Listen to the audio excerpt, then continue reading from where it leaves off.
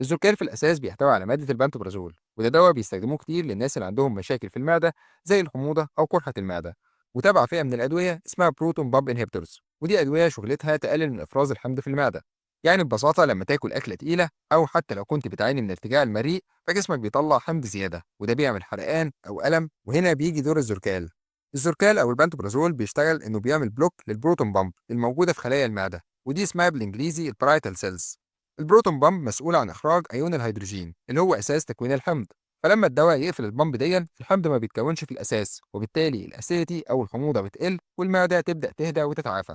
والزركال بينزل بتركيزين 20 مللي جرام و40 مللي جرام. تمام جدا، تعال نكمل ونتكلم عن دوائر استعمال الزركال أو مادة البنتوبرازول عموما. بنوصفها أول حاجة لعلاج حالات الحموضة المزمنة، لو بتحس بحرقان في صدرك بعد الأكل أو قبل النوم، خصوصا لو الموضوع ده متكرر معاك، فده من أشهر استخدامات مادة البنتوبرازول. كمان الارتجاع المريئي، ده لما الحمض يطلع من المعدة ويرجع للمريء، وده بيعمل ألم وحرقة وصعوبة في البلع. البنتوبرازول هنا بيقلل الحمض وبيريح الحالة. كمان في حالات قرحة المعدة وقرحة الاثنى عشر، لو عندك ألسر سواء في المعدة أو الاثنى عشر، الدواء ده بيساعد على التئام القرحة لأنه بيقلل الحمض اللي بيهيج الجرح. كمان بيوصف كجزء من علاج جرثومة المعدة. أوقات كتير الدكتور بيكتب البنتوبرازول مع مضادات حيوية تانية زي الكلاريسرومايسين أو الأموكسيسيلين عشان يعالج جرثومة المعدة أو الاتش بيلوري. والهدف هنا إننا نقتل البكتيريا ونمنعها من إنها تكمل وتضر المعدة أكتر. كمان بيوصف في حالات زيادة إفراز حمض المعدة زي حالة الزولينجر إليسون سندروم، ودي حالة نادرة بس مهمة فيها الجسم بينتج حمض بشكل غير طبيعي وكبير جدا نتيجة وجود أورام صغيرة في البنكرياس بتفرز هرمون الجسترين. البنتوبرازول بقى بيكون ضروري جدا في الحالات دي عشان يحد من إفراز الحمض ويحمي الجهاز الهضمي. طيب يا دكتور، إيه هي الآثار الجانبية للزركال؟ في العموم الدواء آمن جدا ومشاكله قليلة، بس زي أي دواء ممكن تظهر شوية أعراض جانبية، بعضها بسيط ومؤقت وبعضها نادر بس محتاج نكون واخدين بالنا منه. أول حاجة الأعراض الخفيفة والشائعة، ودي بتحصل مع ناس كتير بس مش بتكون خطيرة، وبتشمل الصداع زي إنك تحس بصداع بسيط خصوصا أول كام يوم من استخدام الدواء، وده غالبا بيروح مع الوقت. كمان إسهال أو إمساك، الجهاز الهضمي ممكن يتأثر شوية وناس تحس بإسهال خفيف أو إمساك. كمان غثيان أو شعور بعدم ارتياح في البطن، خصوصا لو الدواء اتاخد على معدة فاضية من غير أكل بعدها بوقت. كمان غازات أو انتفاخ، وده برضه ناتج عن التغير في الحمض داخل المعدة. تاني حاجة الأعراض الجانبية الأقل شيوعًا بس محتاجين نركز معاها، زي مثلًا نقص في المغنيسيوم، لو أخدت الدوا لفترة طويلة ممكن يقل المغنيسيوم في الدم وده بيسبب رعشة، تشنجات عضلية أو ضربات قلب غير منتظمة. ولو حسيت بأي حاجة من دي بلغ دكتورك فورًا. كمان نقص فيتامين B12، الاستخدام الطويل للبي بي ايز ممكن يقلل امتصاص فيتامين B12 وده بيسبب تعب عام أو تنميل في الأطراف لو حصل لفترة طويلة. كمان ممكن يسبب كسور في العظم. بعض الدراسات بتقول إن الاستخدام المزمن ممكن يقلل كثافة العظام خصوصا في الناس كبار السن أو اللي بياخدوه بجرعات عالية. آخر حاجة حساسية أو allergic reaction، ودي نادرة جدا. لو حصل طفح جلدي أو تورم في الوجه أو اللسان أو صعوبة في التنفس، يبقى لازم توقف الدواء فورا وتروح للطوارئ. طيب يا دكتور، إيه موانع استعمال الزركال؟ يعني إمتى المفروض ما ينفعش ياخد الدواء؟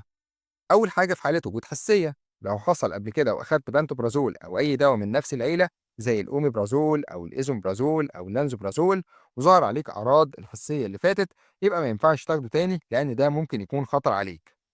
كمان الحمل والرضاعة، خلال الحمل الدواء ممكن يتاخد لو فعلا الست الحامل محتاجاه بس تحت إشراف طبي، ويفضل لو في بديل آمن أكتر لأن الأمان التام في الحمل لسه مش مؤكد بنسبة 100%. أما في حالات الرضاعة فالدواء بيعدي في لبن الأم بنسبة صغيرة، فلو الرضيع عنده مشاكل في الهضم أو لسه صغير جدا لازم الدكتور يقرر الأسلم ليه. كمان ممنوع في حالة وجود مشاكل الكبد الشديدة، رغم إن البنتوبرازول آمن نسبيا على الكبد، بس لو في تليف كبدي متقدم أو إنزيمات كبد عالية جدا ممكن يحتاج تعديل في الجرعة أو مراقبة دقيقة. كمان ممنوع في حالة نقص المغنيسيوم أو الكالسيوم في الجسم ومش بتعالجه، يبقى ممنوع تستخدم البنتوبرازول لفترات طويلة لأنه ممكن يزود المشكلة ويسبب لك مضاعفات زي التشنجات أو اضطراب ضربات القلب. كمان ممنوع الاستخدام بدون داعي أو لفترات طويلة، ما ينفعش تستخدم الدواء كده لمجرد إنك كل يوم بتاكل وجبات تقيلة أو بتحس بشوية حموضة. الاستخدام المبالغ فيه بدون إشراف طبي ممكن يعمل لك مشاكل في الامتصاص ويزود فرص حدوث عدوى معوية أو قرح، وأي دواء لازم إشراف طبي قبل ما تاخده. نروح بقى لجرعة الزرقاء الأقراص، وطبعا الجرعة بتختلف على حسب الحالة اللي بيتعالج بيها ومدى شدتها. بالنسبة للحموضة وارتجاع المريء فالجرعة المعتادة بتكون 40 مللي جرام مرة واحدة في اليوم قبل الأكل بنص ساعة، ومدة العلاج بتكون من 4 ل 8 أسابيع.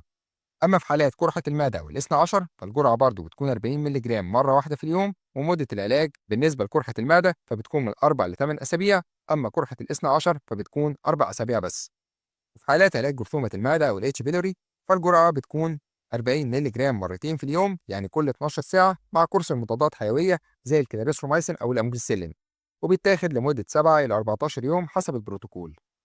بالنسبة للجرعة في حالات الزولينجر إليسون سندروم أو الحالات اللي بيكون فيها إفراز الحمض عالي جدا، فالجرعة بتبدأ ب 40 مللي جرام مرتين في اليوم، وممكن توصل لجرعات أعلى من كده بكتير حسب تقييم الدكتور، وبتكون لفترات طويلة. طيب يا دكتور، لو أنا ما لقيتش الزركال، هل في بدائل بنفس المادة الفعالة؟ أيوه طبعا، أهمها الأنتوبرال، انترلوك، بيتابان، بنتازول، بنتولوك، بروتوفيكس، بيرلوك، والبنتوبي، واللي يمشي على الزركال يمشي عليهم.